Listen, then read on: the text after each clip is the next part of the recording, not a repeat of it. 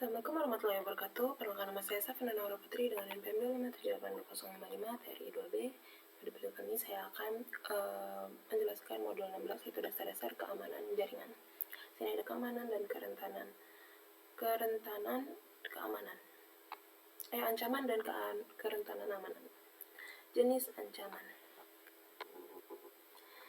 Ancaman keamanan adalah segala sesuatu yang berpotensi menyebabkan kerusakan atau gangguan pada sistem jaringan.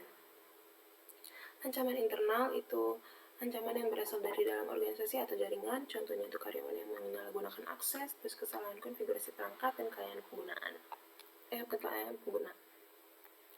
Lalu ada ancaman eksternal, ancaman yang berasal dari luar organisasi, contohnya itu hacker, malware, atau serangan internet. Ancaman dapat mengakibatkan pencurian data, penggunaan layanan, dan kerusakan sistem. Jenis kerentanan. Kerentanan adalah kelemahan yang dapat dimanfaatkan oleh penyerang untuk melakukan serangan. Kerentanan teknologi itu contohnya itu ada sistem operasi yang belum diperbarui, bug perangkat lunak, dan kesalahan konfigurasi perangkat. Terus ada kerentanan konfigurasi.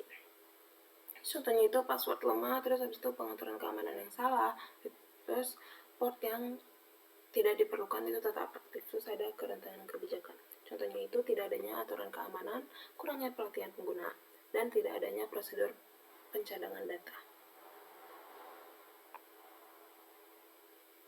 Di sini ada keamanan fisik.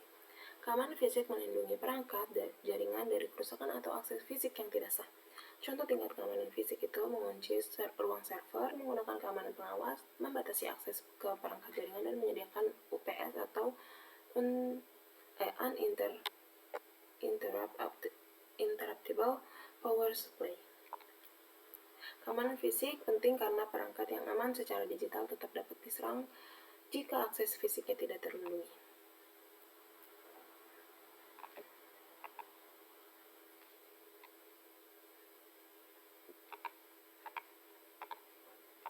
Oke, di sini lanjut ke serangan jaringan. Sini ada jenis wormer. Wormer adalah perangkat lunak berbahaya yang dirancang untuk merusak atau mengeksploitasi sistem. Terus yang pertama ini ada virus. Virus ini program yang menempel pada file lain dan menyebar ketika file dijalankan. Lalu di sini ada worm. Worm itu menyebar secara otomatis melalui jaringan tanpa memerlukan tindakan pengguna. Terus ada Trojan horse. Ini program yang tampak normal tetapi sebenarnya itu berbahaya. Terus selain itu tuh ada lagi spyware. Spyware ini mengumpulkan informasi pengguna tanpa izin. Terus ada ransomware. Ini mengenkripsi data korban dan meminta tebusan untuk memulihkan si datanya ini. Di sini ada serangan pengintaian atau reconnaissance attack. Sini serangan pengintaian itu dilakukan untuk mengumpulkan informasi mengenai target sebelum serangan utama dilakukan. Contohnya itu kayak ping sweep, terus habis itu port scanning, DNS query, terus packet sniffing. Tujuan si serangan pengintaian ini adalah menemukan perangkat aktif, layanan yang berjalan, dan kelemahan yang dapat dimanfaatkan. Terus di sini ada serangan akses. Serangan akses ini bertujuan untuk memperoleh akses yang tidak sah ke sistem atau data. Contohnya itu password attack. Penyerang mencoba mendapatkan password pengguna. Lalu ada trust exploitation. Ini memanfaatkan hubungan kepercayaan antar sistem. Terus ada main into the middle atau MITM.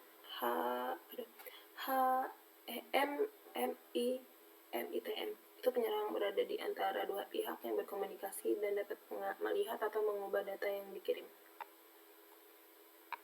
Lalu ada serangan penolakan layanan atau DOS. Denial of service atau DOS ini adalah serangan yang bertujuan untuk membuat layanan atau jaringan tidak dapat digunakan. Cara kerjanya itu mengirim lalu lintas berlebih. Terus habis itu menghabiskan sumber daya sistem, lalu membuat server tidak mampu melayani pengguna sah. Jika serangan dilakukan dari banyak perangkat sekaligus disebut dengan DDoS. distribute denial of service.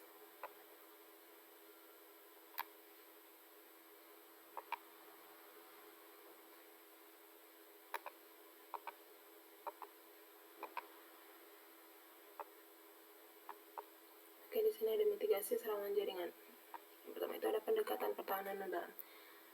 Defense in depth ini adalah strategi menggunakan beberapa lapisan keamanan sekaligus. Contohnya itu ada firewall, antivirus, password kuat, dan enkripsi dan keamanan fisik.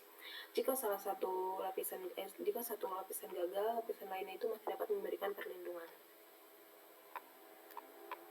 Lalu di sini ada simpan cadangan, backup data atau backup data. Ini dilakukan untuk mencegah kehilangan data akibat kerusakan perangkat, malware, kesalahan pengguna, atau bencana alam. Backup ini harus dilakukan secara rutin dan disimpan pada lokasi yang aman.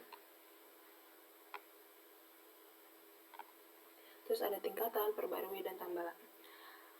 Perbaruan perangkat lunak diperlukan untuk memperbaiki bug, menutup celah keamanan, meningkatkan performa sistem. Sistem yang tidak diperbarui lebih rentan terhadap serangan.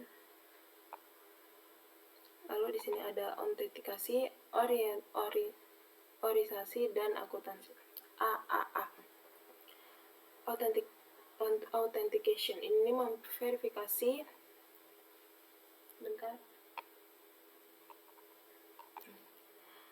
Authentication itu memverifikasi identitas pengguna, nih siapa Anda, terus habis itu ada authorization, ini menentukan hak akses pengguna, berapa banyak yang Anda dapat belanjakan. Terus habis itu accounting itu mencatat aktivitas pengguna.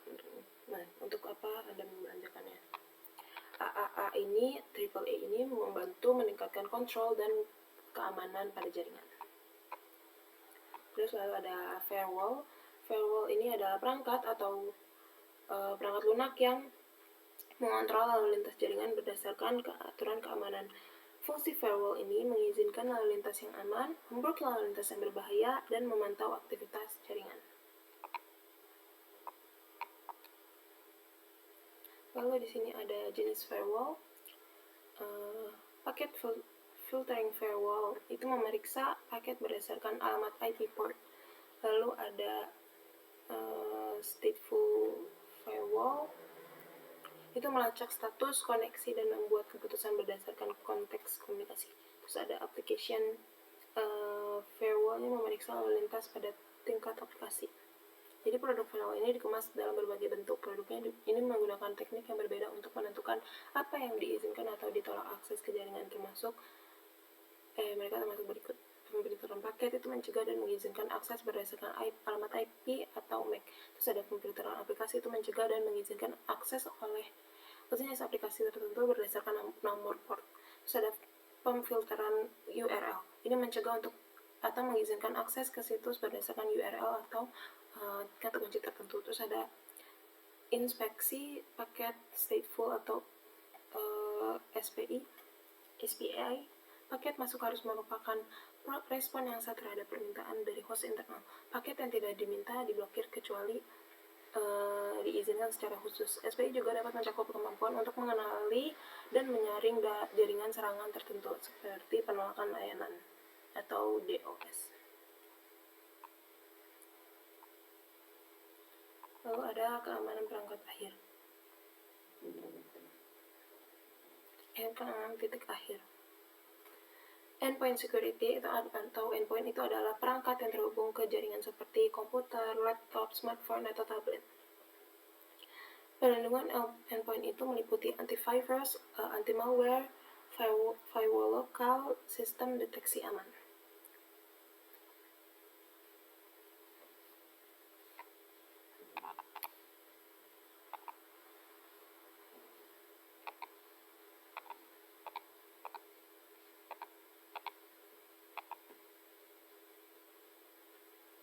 Di sini ada keamanan perangkat.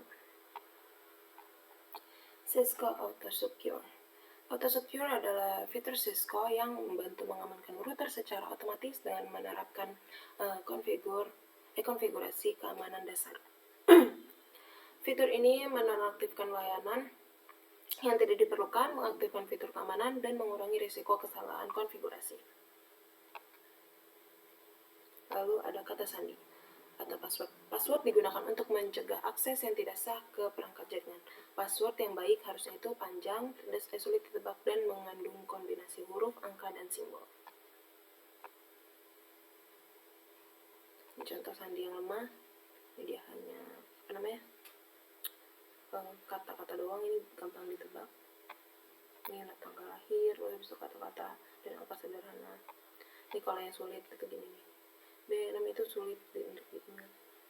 Jam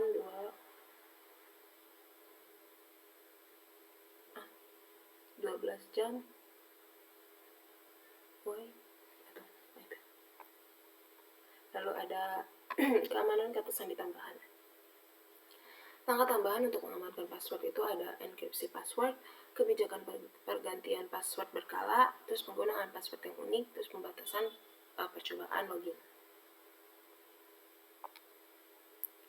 Lalu ada aktifkan SSH. SSH atau Secure Shell ini digunakan untuk mengakses perangkat jaringan secara aman.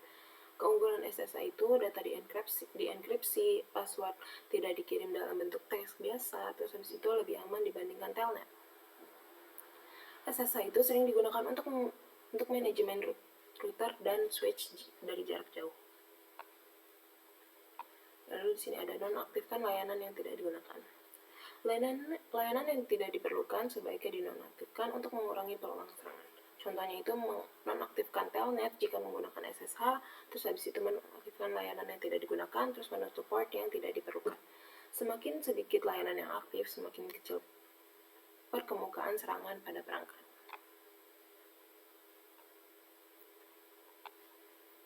Oke, mungkin itu saja dari saya. Kurang lebihnya mohon maaf. Wassalamualaikum warahmatullahi wabarakatuh.